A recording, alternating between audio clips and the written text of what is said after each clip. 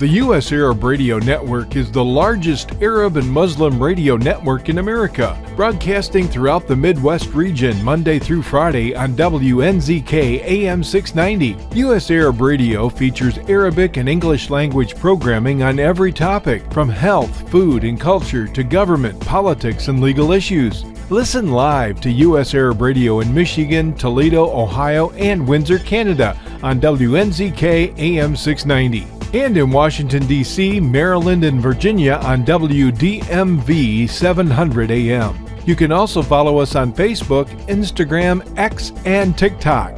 So join us every day on the U.S. Arab Radio Network and check out our website at www.arabradio.us.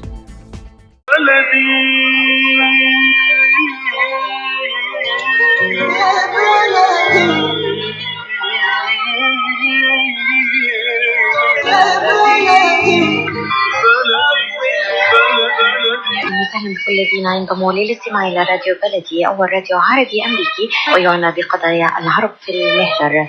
برامجنا في راديو بلدي كل يوم جمعة من 8 وحتى 9 صباحا في بث حي ومباشر عبر WNZK Radio 690 AM. صباح الخير بلدي، صباح الخير لكل مستمعينا. Welcome to Radio Baladi, the first Arab, Middle Eastern, and American simulcast radio show. Radio Baladi is broadcast every Friday morning on WNZK 690 AM from 8 until 9 Eastern Time on Good Morning, Michigan. Our call-in number 248-557-3300. And now, stay tuned for the best radio talk show on Arab and American issues.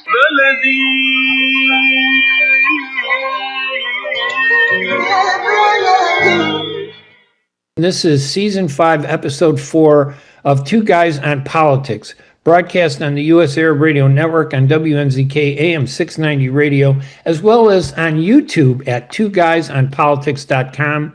I'm co-host Ray Hanania with my fellow co-host, former Congressman Bill Lipinski, and the two of us are going to discuss in this video podcast series an array of topics that include ICE and the most recent killings, how it's become the focus of Illinois elections. We're going to talk about some comments that Mayor Johnson made about how the ICE is restoring the post-Civil War attitudes. I was a little surprised by that, but maybe I shouldn't have been. They finally released those 3 million documents involving the Epstein Files, but it sounds like most of them have been so redacted you can't really get anything out of it. Is Trump isolating America by his confrontational attacks against NATO nations? Is that going to cause us harm? In Texas, this election is coming up in November, and a Democrat there has come out from behind and won a solidly red Texas state Senate seat, stunning the Republicans and suggesting that this might be the trend that we're going to see in the coming year in upcoming elections. The Republicans may lose control of the House as a result of a sweep of anti-Republican sentiment. And then we're going to end it with some talk about the U.S. tensions with Iran, what's happening there. And locally in High School District 230, I'll talk about how a motion to add Arabic language to the world language curriculum at the school district has created this controversy about why do we need Arabic and what's the purpose of it. It's been very ugly, Bill. Anyway, we're going to take a break, and when we come back, we'll talk about all of this. A car accident can change your life in an instant. As a result of a car accident, you may become unemployed. As a result of a car accident, you may need a lot of medical treatment. People think that insurance companies are on their side. Why? Because they're giving them 1 or 2 benefits. Are they giving them all the benefits they deserve? How would one know unless you consult with an attorney? Call the law offices of Jumana Kiruz at 248-557-3645. 248-557-3645. When the aroma of Mahmoud Sela Basmati fills the air, you know it's going to be a good meal. Extra long pearly white grains that cook up fluffy, separate, and light. Never heavy, never sticky, just pure, fragrant perfection. It's the rice that feels as good as it tastes, gentle on the stomach and full of energy.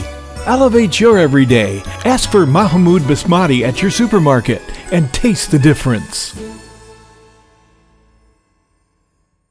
Arab Center Washington, D.C. was established in 2015 to serve as a Washington-based authoritative research center on the Arab world and U.S. policies in the region. My name is Khalil Jahshan, and I'm the Executive Director of Arab Center, Washington, D.C. I am Tamara Kharoub. I'm the Deputy Executive Director and Senior Fellow here. Our mission at Arab Center, Washington, D.C. has been to provide Arab perspectives to U.S. policy conversations and to highlight rights-centered approaches to policymaking as a way to serve the causes of human rights, democracy, just and peaceful resolution to conflict, and constructive long-term U.S. interest in the region. Our work also addresses fundamental aspects of U.S.-Arab relations through timely and objective academic research, policy analysis, and educational exchange, reaching millions of people here in the United States and around the world. Since our inception, we invested in producing reliable, evidence-based, and inclusive analysis on important issues shaping the Middle East and North Africa. We would like to invite you personally to check out our publications and events at arabcenterdc.org. And please follow our social media platforms for timely responses to news, events, and current affairs. arabcenterdc.org. I'm Ray Hanania. I'm Bill Lipinski, and this is Two Guys on Politics. And the next voice you hear will be that of my very good learned friend, Ray Hanania.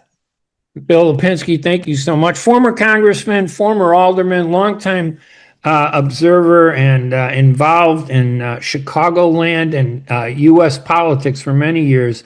It's always good to have your insight on all these topics.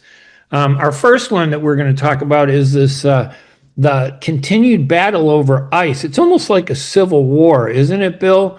And people seem to be taking sides for the wrong reasons. You know, it's about politics, not crime, illegals, or maybe illegal action by some ICE agent shooting people. What do you make of all this, and how serious of a threat is this? Well, first of all, I want to say that I am all for getting all the people that were allowed in the last 5 years, the illegal aliens out of the United States of America, those that have committed crimes after they got here, and those that simply have come here illegally. They should all be deported. That's my position. It was my position earlier. It's my position now. It was my position back when Joe Biden was leaving all of these people in. But the way the Trump administration has gone about removing these people, and the way, unfortunately, several people have been killed, it has turned most of the country against it when most of the country was for it. I don't really know how the Trump administration can now really do the job that they were supposed to be doing, because I think there is so much political pressure being put forward against ISIS movements that I think they're going to have to slow down considerably, and I don't think they will ever get the job done. And I think it is a terrible mistake, but I think Trump has brought it upon himself, unfortunately. That's my position, Raymond. Yeah, I agree with you. I mean, on the one hand, you know, it's gotten away from what the real issue is, which is securing our borders. I don't know. You know, what's funny to me is, and I'm going to single out Mexican Americans because there are a lot of Mexican Americans coming from Mexico. If I go to Mexico illegally, they will throw me in jail. They'll beat the crap out of me. They'll accuse me of all kinds of stuff. And do you think anybody's going to stand up and defend my rights? No. I would have to beg the U.S. government to come in and get me out of that Mexican jail. And I'm not targeting Mexicans. I'm just using that as an example. That's in every state and every country. And yet the people that are leaving these countries to come to the U.S., their governments want them to go because maybe they're dissidents, maybe they're too poor, and they need, public support. So they want them to come to the U.S. and they want to get away from their countries because their countries are, in many cases, oppressive. So they sneak into our country instead of doing it the right way. They don't want to wait. They want to get out of there right away. And that causes us a problem because we don't know who they are. This is the argument we've gotten away from that nobody talks about anymore.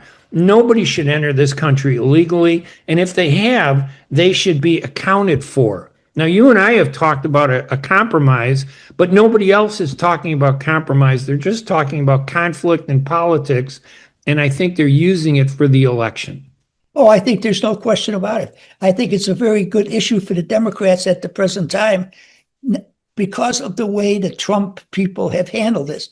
The border people, the ICE people. Now, Trump has been very, very successful in closing down the border. We get almost no illegal aliens into this country any longer. But we have so many of them in here from the Biden years that we have to try to get rid of most of them, if not all of them. And I don't get some people, they want to say, well, you know, it's only a misdemeanor that you came across the border. But misdemeanor, felony, you're illegal if you don't have the papers. If you came across the border with no papers, would not be accepted by the American government, you should be deported. I frankly don't believe we'll ever get around to those people anymore, Ray. I think the only people that will wind up being deported are the very serious criminals that have been allowed to come into this country. And I think that's a terrible mistake. But it's because of the Trump administration, the way they handle it. I know I'm repeating myself, but it's very upsetting to me that at one time Trump had 80% of the people behind him on deporting all these illegal people. But the way things have gone, that support is gone. I think it's down to something like about 36%, which is disgusting. But Trump, you and I have discussed it. He's had many good ideas, many things that you and I both agree with. But the manner in which it has been handled, right, has just made a terrible mistake. And I'll tell you, it's amazing to me. I watched the other day him in the White House talking about healthcare, talking about vaccines, and having a number of people there with him. He was the nicest, sweetest, most understanding person I think I ever ran into. He has that ability. He has that type of personality if he would choose to use it. But that's the first time I ever saw him use it. I was really charmed by the guy, a guy who I can't stand most of the time, a man I have called reprehensible. But he could be a different person if he chose to be so. But I think he wants to pound his chest and be the strong man. And I think he's hurting this country very, very much. Yeah, I think that Trump is having some cognitive problems the same way Biden did.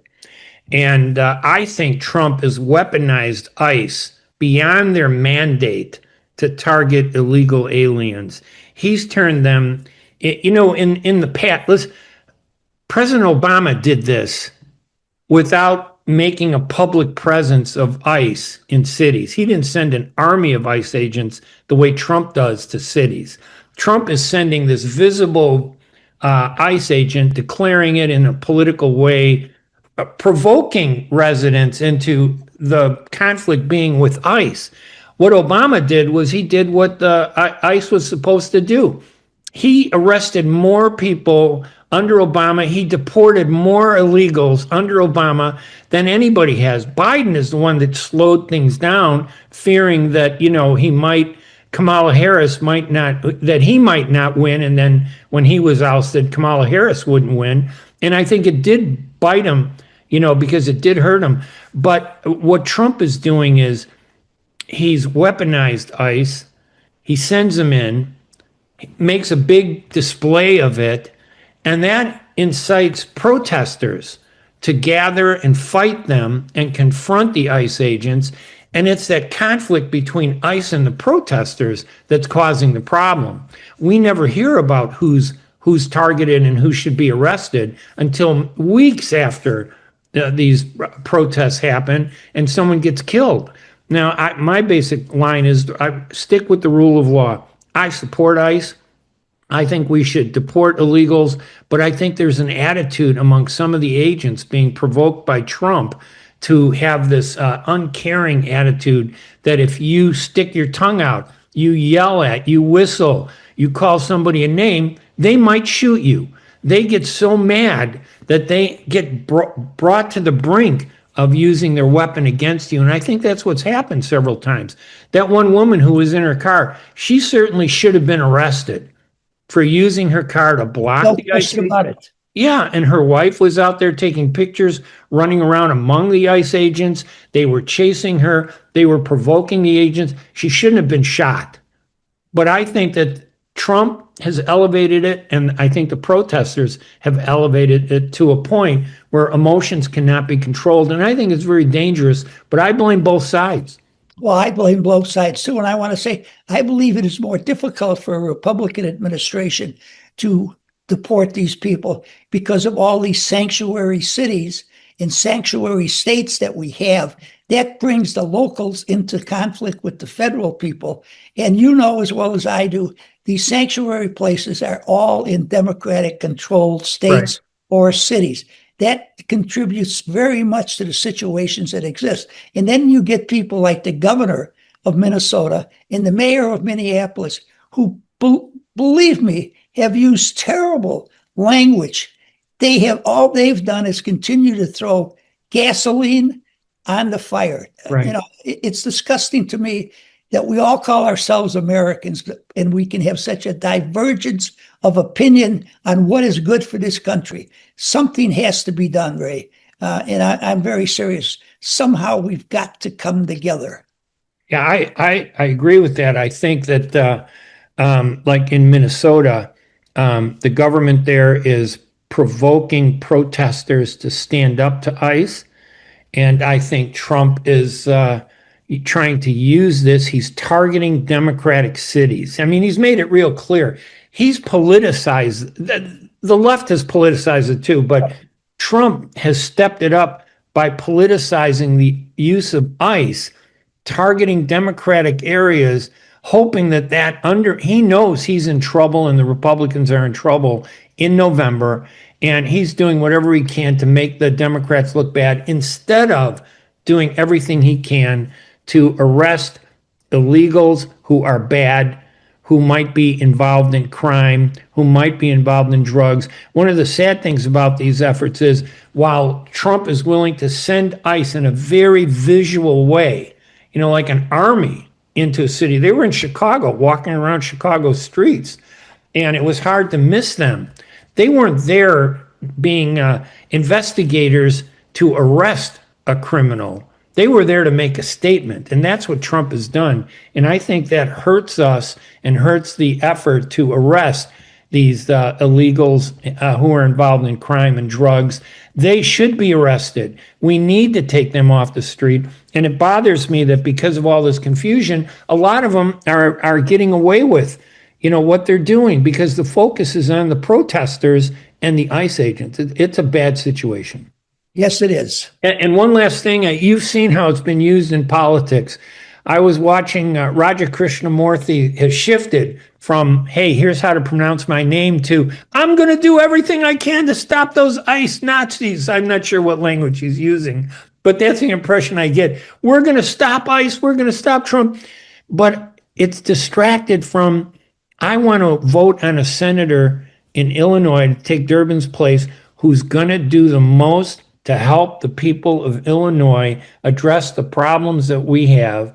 But instead of talking about those issues, politics now is talking about ICE and how to stop the ICE agents, how to stop Trump. We're hearing nothing about what are you going to do to help seniors? What are you going to do to help healthcare? What are you going to do to help protect the American citizens in Illinois against criminals? And how are you going to get us money? What are you going to do?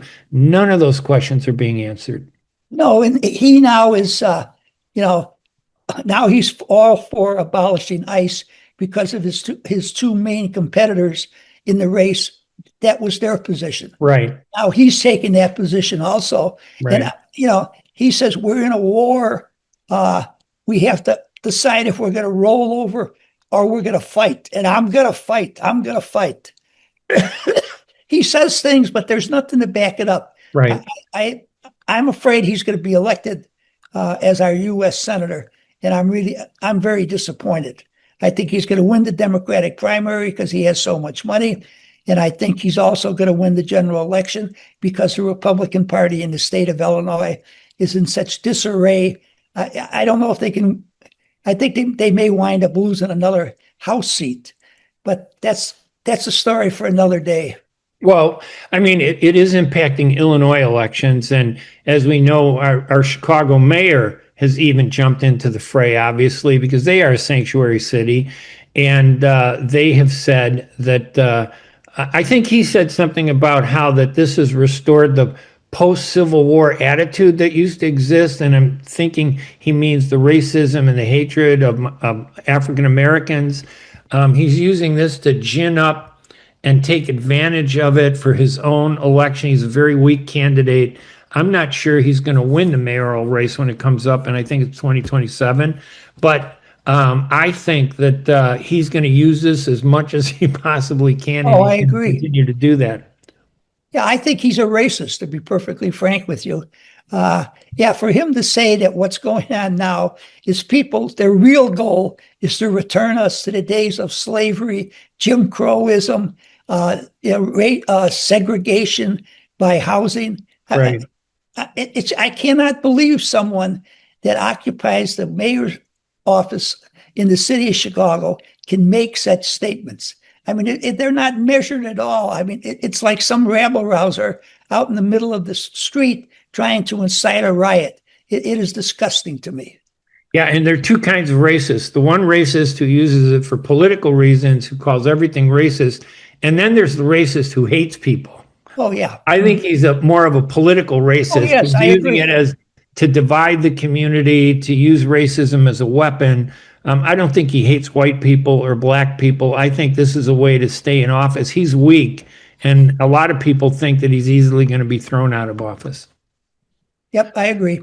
So now this brings us to the long-forgotten Epstein Files, which at one point dominated the news almost 90% for months and months. And then forced President Trump and the Republican leadership to say, yeah, we're going to release those files. They delayed it for many months. They've held back. They've been redacting. Redacting means they take a black marker and cover up information so you never see it. They've been protecting I have this sense that why would you do that? You're protecting your friends. The president is protecting himself. He's protecting Melania, who's in there many times. We have no idea what they're talking about. And meanwhile, we've gotten away from the victims of Jeffrey Epstein, these young people who were sexually abused, who are now adults. And it's just a horrible story. But Trump, I think, has done a great job of denying public access to the American people about this. We're never going to know the truth. It's going to have to take until he's out of office that we're going to know what really happened with Epstein, because his agenda, in my opinion, is to protect himself. He doesn't care about anybody except himself. Well, the only thing I'll say about that is that if there was something in the Epstein files that really would be harmful to Trump, why didn't the Biden people use that? They had all this information, and I'm sure they went through it with, in detail, trying to find out something about Trump. I don't think it's about him. I do think, though, it is people that he's close to, that he's friendly with, people with money, people with influence. He's trying to protect those people. And I think Joe Biden did it for the same reason. Many of the people that contributed heavily to him are involved in this, and he wanted to protect them. That's why I don't really think we will ever get the true story on the Epstein files. And Ray, they talk about having 3,000, 4,000, 5,000 pages of documents pertaining to this situation. What on earth? Why do they have so much? I don't understand it. There are 3 million documents. But what's interesting is that thousands and thousands of those documents are completely blacked out. So they'll release 2,000 documents that have nothing on them except black redaction on them. And you wonder, what the heck, why, what does this have to do with national security? It has nothing to do with it, but I think you're right. Both sides, I think Jeffrey Epstein wasn't a Republican and he wasn't a Democrat. He was just somebody who curried favor using these young women with politicians and elected officials, regardless of their party. And I think you're right. Both parties are afraid of how it impacts them. And I think Trump is doing exactly what Biden did. We'd need an independent commission to really open these documents and look at it that was nonpartisan. I'm not sure we're ever going to get that, but there are a lot of people. This movement won't go away of these people that are upset that he was allowed to do this with the support of politicians and government. He couldn't do this if they didn't protect him. And I think that's part of the problem. Well, I hope you're right, but I don't think we'll ever really get to the bottom of the whole situation. But we'll see.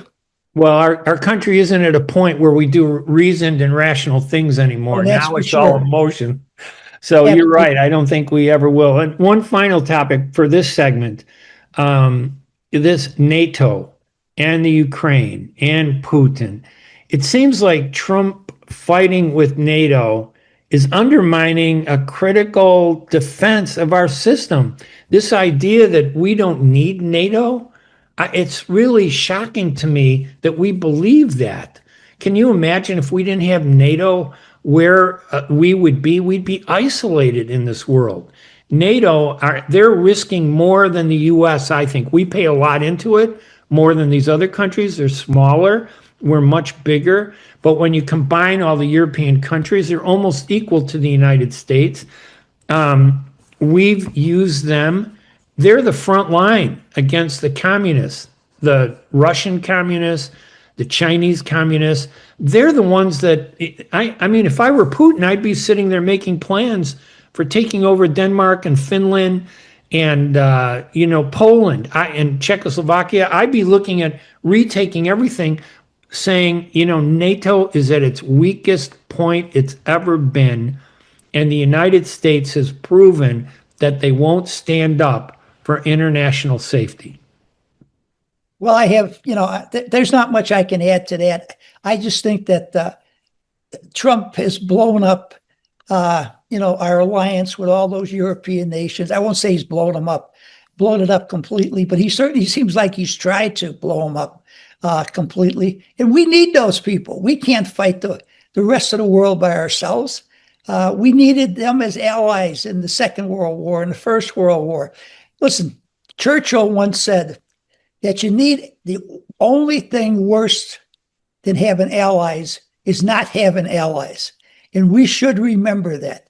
No matter what we have to put up with, no matter how much we have to contribute to the defense of Europe, it's still better to have them on our side and not be against us. And by the way, what's happening with Greenland? I haven't heard much about that in the last couple of weeks. Isn't that a character of the Trump administration? He starts a fire and then he walks us away from it with another fire. Right. We can't focus on what's going on. It's almost like he had to back off of his bluster, about Greenland, threatening to take over and sanction. He was going to sanction these European countries that didn't go along with his takeover of Greenland. We are in such a mess. This is chaos. This is the worst thing that can happen to us. It's not that we're not right on a lot of these issues, but chaos that's uncontrollable. You have no idea what's going to happen next or what spark might create a conflict that we have no control over. Is it going to be something we're talking about today, or is it going to be something way out on the left that we don't even see because we're so busy wasting our time in such a terrible way with some of these issues? We're doing the wrong things the wrong way. We're addressing the issues that are important, but in a horrible way.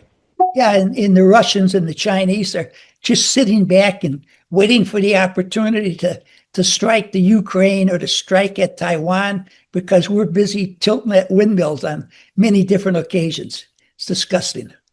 All right, Bill, let's take a break. And when we come back, we can continue some discussions about the Republican and Democrat midterm elections, what might happen there. We're going to take a break and we'll be right back right after these messages. Life for Relief and Development has now been rated as one of the best charities for humanitarian aid. Life's humanitarian projects span the globe, and Life is celebrating its 30th anniversary of providing essential life-saving aid to people and communities in 36 countries, regardless of race, color, religion, or cultural background. Where there is life, there is hope. And when disaster occurs here or around the world, including being one of the first responders to the Turkey-Syria earthquake crisis, Life for Relief and Development rushes in to provide food, medical aid, and shelter to those in need. We are looking to help the earthquake victims, and we take 0% overhead on emergency donations. So please help improve these efforts. Learn more about our involvement to help the helpless and bring hope where it's needed most, and make your tax-deductible donation to Life for Relief and Development now at lifeusa.org or call 248-424-7493. That's 248-424-7493. Are you going to start a restaurant or grocery store soon? Do you need floor plans and designs? Call Najee Abood at 734-744-9796. Do you want to buy kitchen and restaurant equipment at discount prices? Call Najee Abood now, 734-744-9796. New Concept Products and Design, the trademark of kitchen equipment. 5% discount on all purchases of $75,000 or more. New Concept Products and Design, new location, 31185 Schoolcraft in Livonia. Learn more at www.newconceptproducts.com. Call Najee Abood, 734-744-9796. And welcome back, everybody. This is Ray Hanania with Congressman Bill Lipinski here at Two Guys on Politics in our second segment. Bill, it was interesting. You know, we're obviously in midterm elections, and traditionally in midterm elections, the whoever controls the White House usually loses the Congress, maybe loses control of the Senate. That's a threat to Trump and the Republicans. He has until November if trends follow the historical patterns. And we saw in Texas a state Senate race. There's a local state legislative race where a Democrat won an overwhelmingly Republican district. I think the guy's name is Taylor Raymond. And it was so bad that a few days ago, even Trump started sending messages to that district to vote for the Republican, who lost by almost an 18% margin. Is this a sign, do you think, that Trump and the Republicans are in trouble? Or is it an aberration? What do you think is happening? Well, I have thought for a long time that the Republicans were in serious trouble in the midterm elections. I have been convinced for several months that the Democrats are going to take control of the House of Representatives, which I think is a good thing, to be perfectly frank with you. Maybe it'll blunt some of the wild ideas that Trump has and the way he's goes about things. But now I'm beginning to think that it's possible that the Democrats will also control the U.S. Senate, because the Democrats, they are on the offensive. They have the major media outlets in this country on their side. Yes, they do. They're talking about the people being murdered in Minneapolis. They're talking about how aggressive ICE is. Most American people are really opposed to that kind of stuff. But more important, even than those things, is that the economy. The economy is not good for the average American citizen. Every time I go shopping, it seems like what I purchase cost an arm and a leg. Healthcare is going up. Trying to buy a home is going up. Groceries are going up. Heating costs are going up. It really hurts the average American citizen more than it hurts the people with a lot of money. People with a lot of money, they can handle it. There's no problem for them. But it's the average Joe and Jane are being hurt. And I think that is also going to hurt the Republicans very much. And I have to say, in all honesty, most issues nowadays, I agree with the Republicans on. But the Democrats have the momentum. I believe that they are going to take definitely the House. They may take the Senate. I think it'll curb some of Trump's wild, whatever you want to call it, his wild accusations, his wild adventures, and calm that down. I hope that helps the country. I don't know if it'll help the country or not. I wrote a column talking about how divided we are, Right. how the left loves to call the right Gestapo, stormtroopers, fascist. Right. Right loves to call the left communist, Marxist, socialist. We have to bring the people in this country together. We cannot continue to be so divided. It makes us weak internally, and it makes us very weak externally.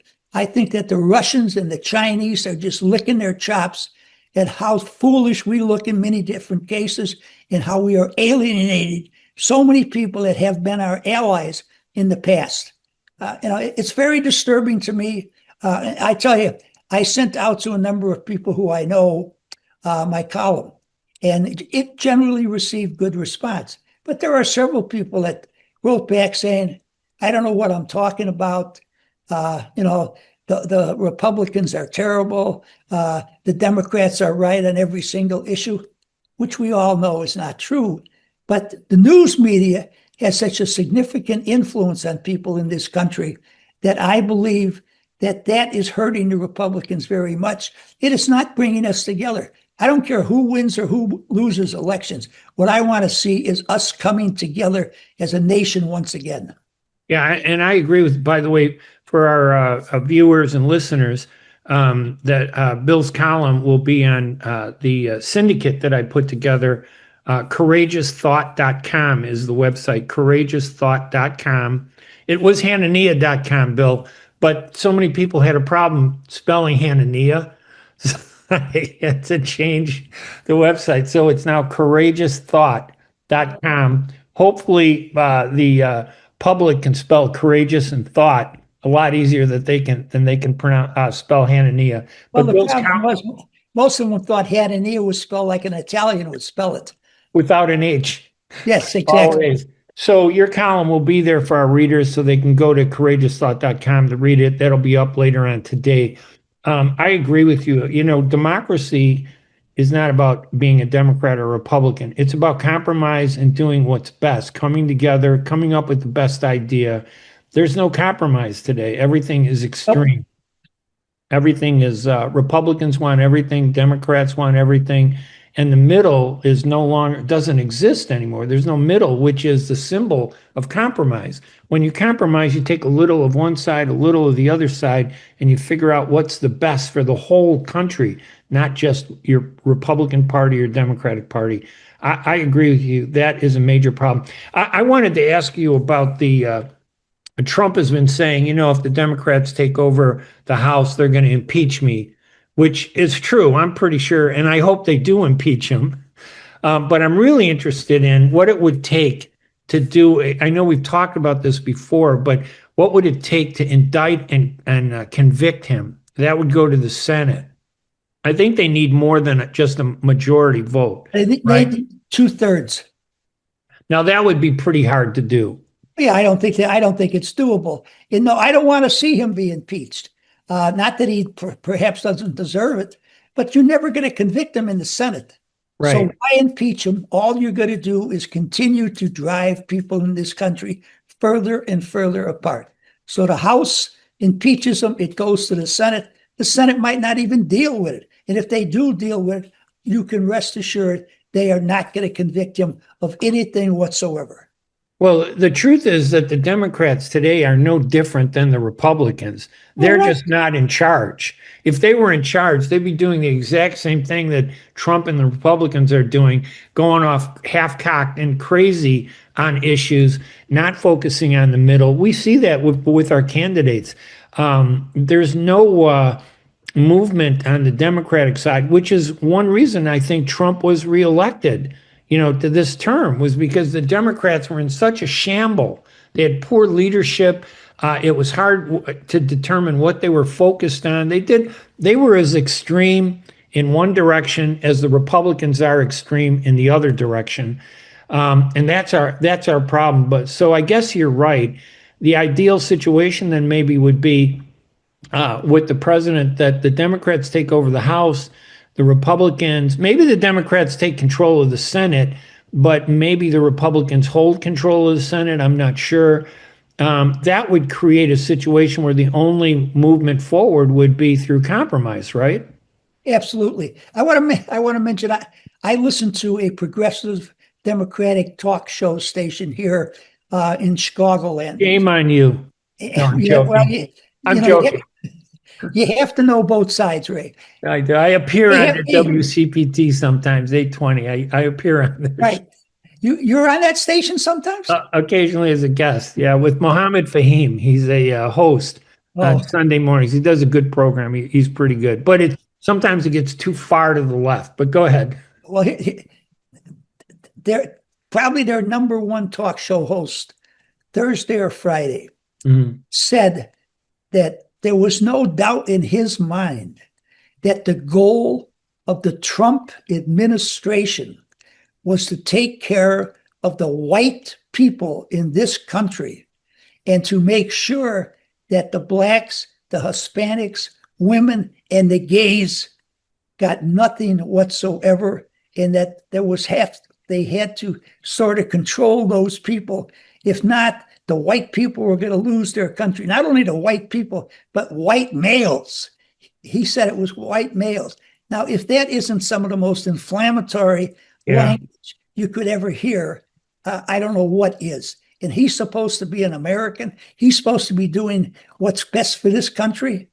Now, I don't know what happened or when it happened, but we certainly went off the rails. Yeah, that's an example of what we were talking about, that the left is as bad as the right. Oh, absolutely. The left isn't any better than the right, and the right isn't any better than the left. They're both terrible. The Democrats and the Republicans are horrible. They're doing a bad job. They got bad leaders. The lack of leadership on the Democratic side is the reason why Trump won. But at the same time, that didn't justify Trump's win just because the Democrats were bad.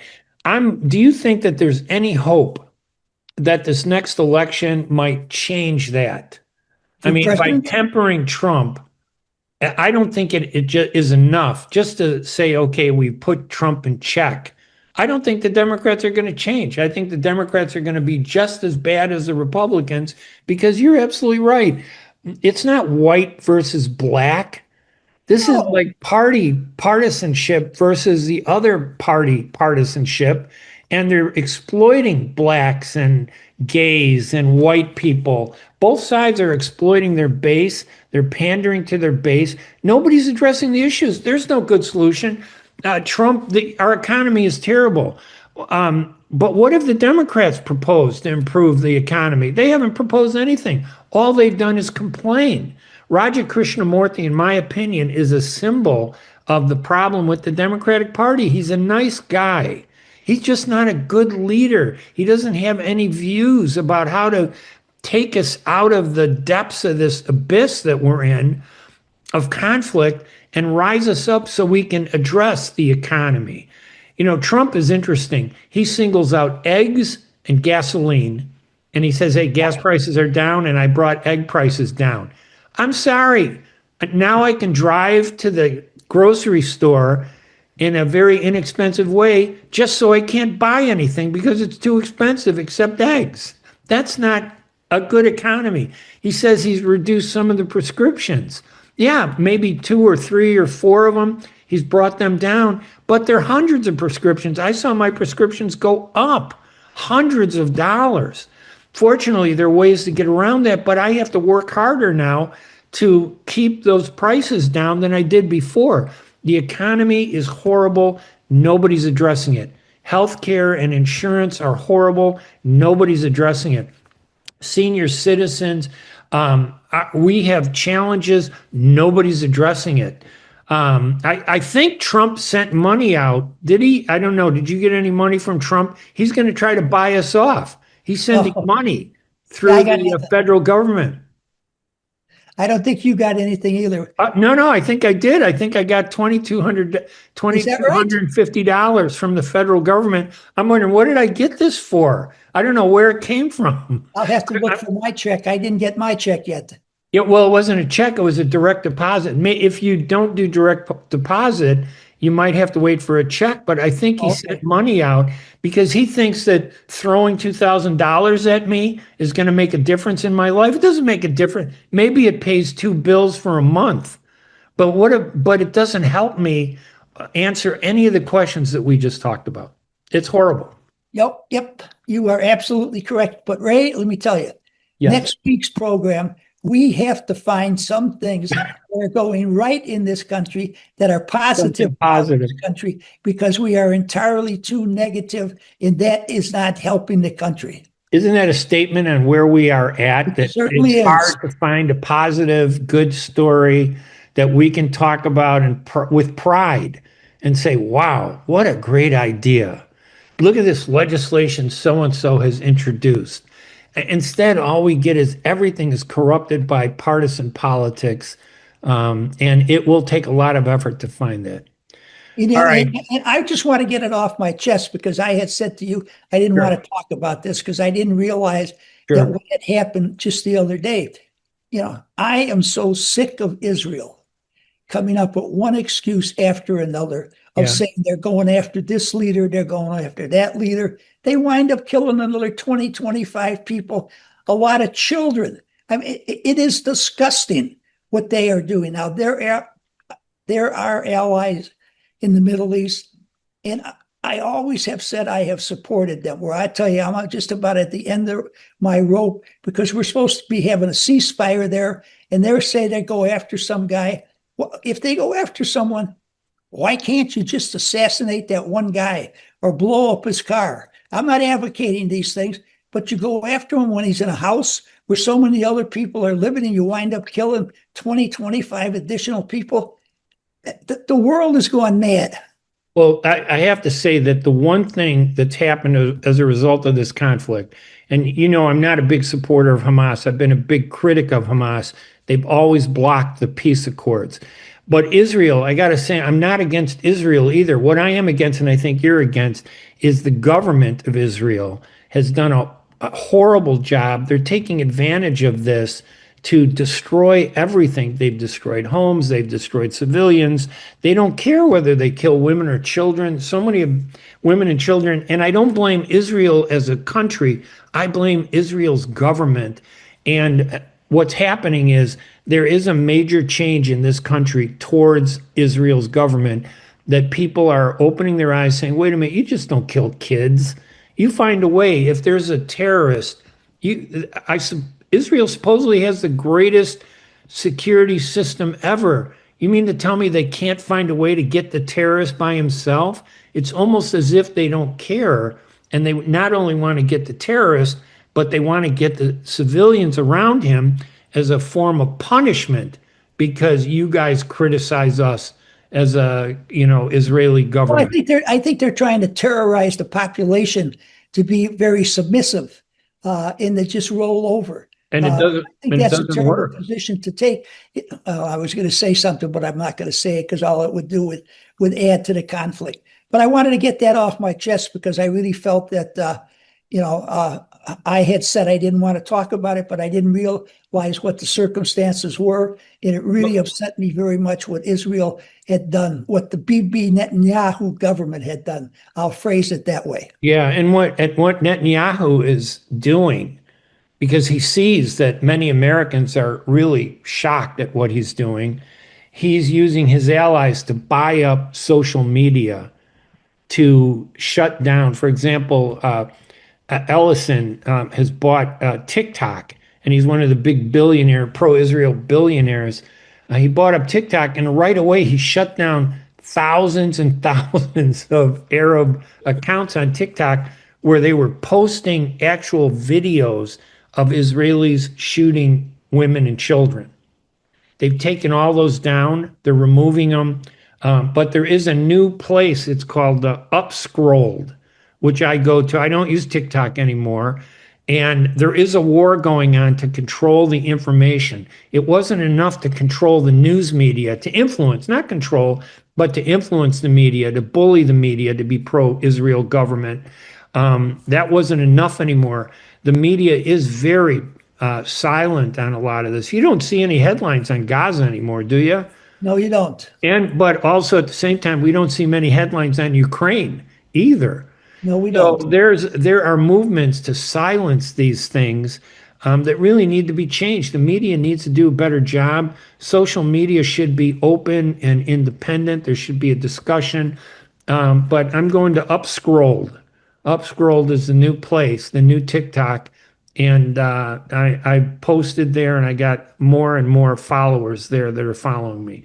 All right, just final section. We were going to talk a little bit about the tensions with Iran.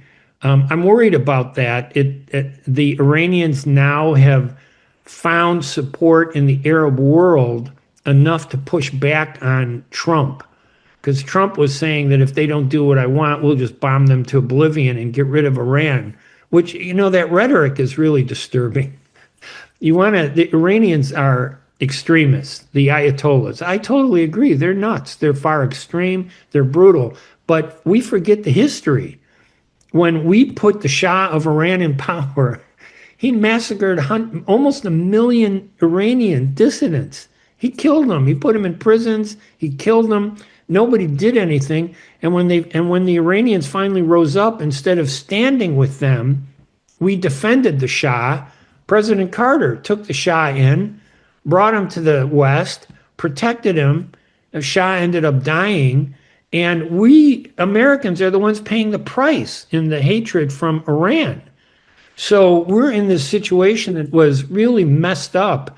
And really, most Americans don't even understand what the reality is. There was a Democrat elected in 1950 through democratic elections, and the CIA and the British took him out because they didn't like the fact that he questioned, why are all these foreign oil companies taking the oil from our country? And and it's something that I think sadly doesn't get addressed enough in this country. Well, let me ask you a question. We have all this military hardware lined up to apparently invade the Persian country over there. Right. And are we going to occupy that country? That country is enormous. I don't think we can occupy it. I think it'll take every single individual we have in the military.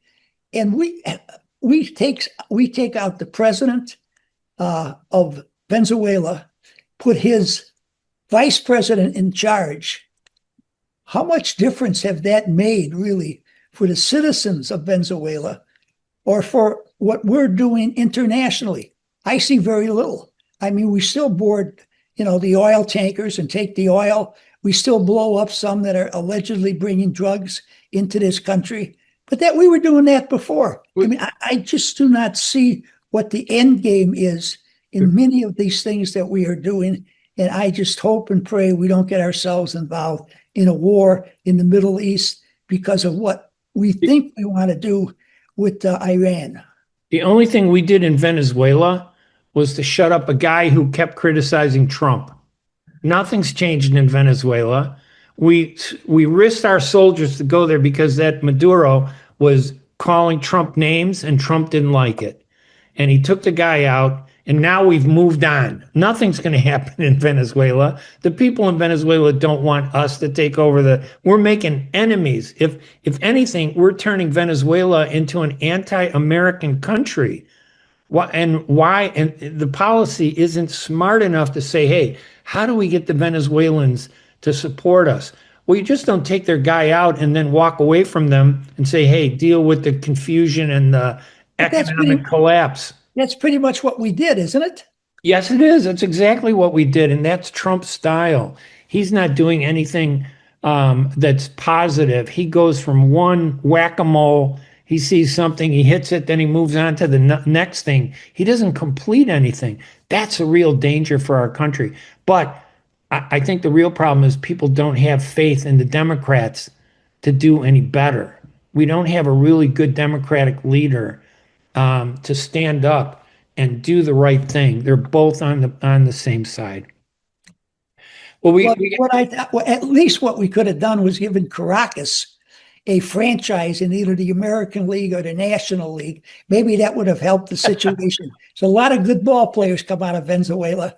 A lot of them played for the Chicago White Sox. In fact, for about 40 years, the shortstop that the White Sox had, they were all from Venezuela, and they were all very good players. I'm being facetious, but, I don't know what positive we have done for that country other than get rid of a tyrant who hopefully the vice president will not be as bad. All right. Well, we just have a minute or two left, and I just wanted to bring up this issue in the southwest suburbs of Chicago at District 230. A trustee there who happens to be Arab American asked the district, has been asking for the last 3 years to offer the Arabic language to students, not just Arab students, but to all students, arguing that Arabic is a critical language to learn today, given everything that's happened, in the world and the growth of the economic and business opportunities that now are based in the Middle East. And when he did that, he introduced a motion saying, hey, we've been talking about this 5 times now over the last 6 months. I introduced it 3 years ago. I want a motion. So the president of the school board allowed him to introduce the motion, but wouldn't allow him to describe the motion, which is a violation of Robert's Rules of Order. And nobody would second it, so it died. And it's in limbo as to whether they're going to vote on or add Arabic. It takes years to get these things started. So whatever they're doing now, it's going to take at least 2 years before you can even get the program started. You got to find teachers. But that's the big controversy that's taking place. And if people want to read about it, they can go to my website at courageousthought.com, and they will see an overview of everything that happened there. Bill, I think any final thoughts, Bill, because we are almost out of time here. Ray, I'll let it go. I think it's a very bad situation that you just talked about. I hope it can be resolved. I think it'd be wonderful. The more languages American citizens can learn, the better off we are all going to be. And by the way, I think they should teach Polish. I think they should teach Mandarin.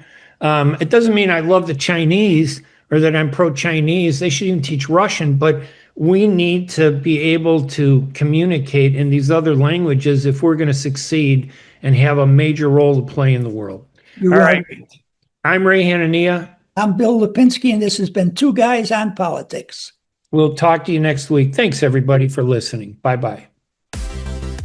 Tired of the complexities of immigration? Haunted by the threat of deportation? Struggling to reunite with your family? Have you ever dreamed of living and working legally in America but don't know where to start? L. Sharnoby and Associates Law Firm, a leader in immigration and naturalization law, offers you legal support across the United States. We specialize in asylum, deportation defense, green cards and citizenship, family reunification, all types of immigration visas. Don't wait any longer. Contact us today and let our expertise lead you toward a secure and stable future. To schedule a consultation, call us at 313-581-9666. That's 313-581-9666.